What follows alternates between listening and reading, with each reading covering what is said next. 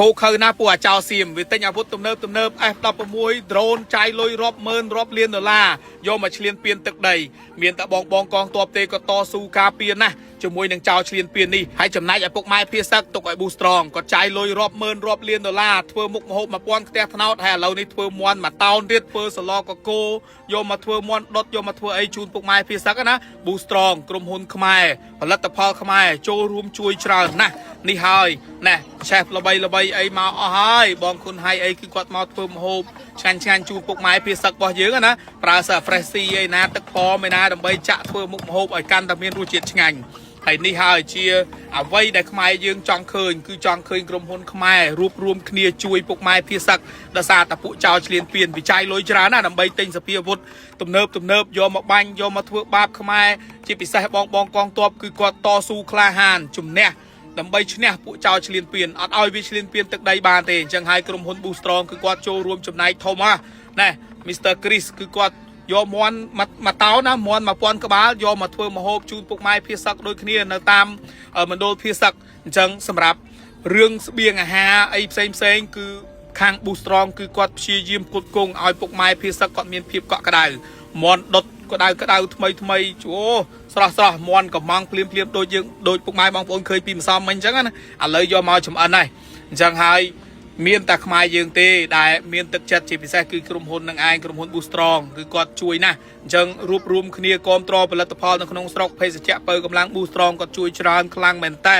ហើយសម្រាប់បងគុណហើយថ្ងៃនេះក៏គាត់បានមកបញ្ចេញស្នាដៃជាមួយនឹងចុងភៅផ្សេងទៀតច្រើនដែលអរគុណពួកគាត់ខ្លាំងដែលគាត់ស្ម័គ្រចិត្តចូលរួមជួយហើយណា Boost Strong តិច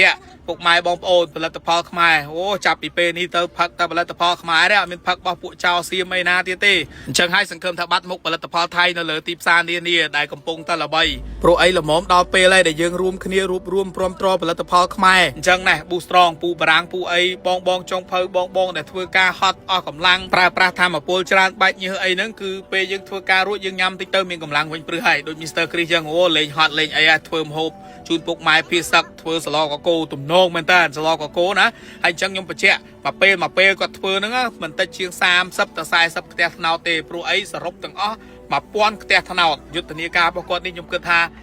ជួយដល់ពុកម៉ែភៀសឹកបានច្រើនមិនឲ្យគាត់ញ៉ាំម្ហូបដដែលតលន់អីចឹងណាម្ហូបរបស់ពួកគាត់ធ្វើសិតតែពួកមានបន្លែមានប្រូតេអ៊ីនមានអីចឹងគឺធ្វើឲ្យពុកម៉ែភៀសឹកគាត់មានកម្លាំង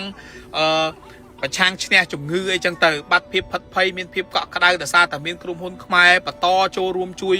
ជាប់រហូតហើយ1000ផ្ទះថ្នោតមិនតិចឯណាលុយរាប់ម៉ឺនរាប់លាន$ណាតែក្រុមហ៊ុនគឺគាត់បានចាយជួយទៅដល់ពុកម៉ែភៀសឹកអញ្ចឹងបានថាយើងប្រើយើងទិញរបស់ញ៉ាំរបស់នៅក្នុងស្រុកគឺវាជួយអញ្ចឹងហើយពុកម៉ែបងប្អូនយើងត្រូវតែចងចាំនៅចៅឆ្លៀនពៀនខ្មែរយើងចង់បានទឹកដីគឺពួកចៅសៀមនេះឯងវាចំណាយលុយទិញអាវុធទំនើបយកមកធ្វើបាបពុកម៉ែភៀសឹកក៏ដូចជាបងកងទ័ពយើងដែលគាត់ខំតស៊ូការពារទឹកដីអត់មានដែលខ្មែរណាតែឆ្លៀនពៀនពួកវាទេហើយដូច Boost Strong ចឹងគឺគាត់ចូលរួមណាស់ពុកម៉ែគឺគាត់ចូលមកគាត់បានម្ហូបឆ្ងាញ់បាន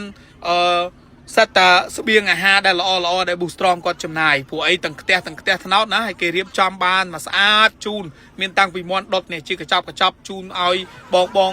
ស្ត្រីពោះធំអ៊ំមីងចាស់ដែលគាត់ពិបាកអីហ្នឹងគឺ Boost Strong គិតគូខ្លាំងមែនតើអរគុណ Boost Strongបាយ